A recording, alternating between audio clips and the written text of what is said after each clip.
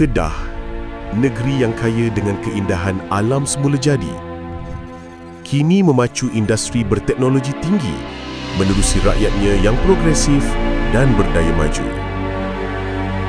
Di sebalik pembangunan yang pesat, masih ada yang terpinggir. Atas kesedaran ini, Tabung Amanah Sultan Kedah atau TAS diwujudkan di bawah naungan Kebawah Duli Yang Maha Mulia Al-Aminul Karim Sultan Salihuddin Ibni Almarhum Sultan Badli Shah, Sultan Negeri Kedah Darul Aman. Berperanan sebagai wadah untuk menyantuni rakyat, TAS memperkasa kesejahteraan negeri dan menjamin kehidupan rakyat yang lebih bermakna. Melalui program pembangunan yang menyeluruh, TAS komited untuk memastikan setiap inisiatif akan membawa manfaat kepada rakyat negeri Kedah, khususnya golongan yang memerlukan. Segala usaha TAS digerakkan berdasarkan teras-teras utama, membuka peluang, menyemai ilmu dan membina masa depan generasi anak muda Kedah melalui pendidikan. Memastikan rakyat mendapat rawatan yang diperlukan demi kehidupan yang lebih sihat.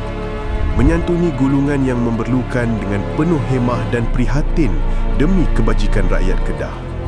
Membentuk disiplin, sahsiah dan perpaduan melalui semangat kesukanan.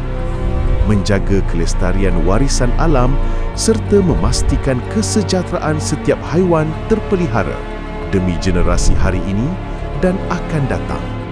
Di bawah TAS, berbagai inisiatif telah dilaksanakan untuk memastikan kesejahteraan rakyat negeri Kedah dalam pelbagai sektor. Tabung Amanah Sultan Kedah ataupun TAS beroperasi secara close dan penuh integriti melalui kerjasama sektor awam dan swasta serta sokongan masyarakat. Sumbangan yang kami terima adalah amanah yang membawa makna kepada masa depan negeri Kedah. Setiap sumbangan kepada TAS adalah layak untuk mendapat pelepasan cukai di bawah undang-undang yang berkaitan. TAS akan terus memperkukuh peranannya melalui perancangan yang mampan, inisiatif berimpak tinggi dan jaringan kerjasama yang lebih luas.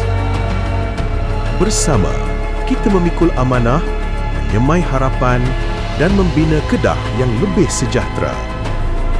Tabung Amanah Sultan Kedah, amanah untuk masa depan rakyat negeri Kedah.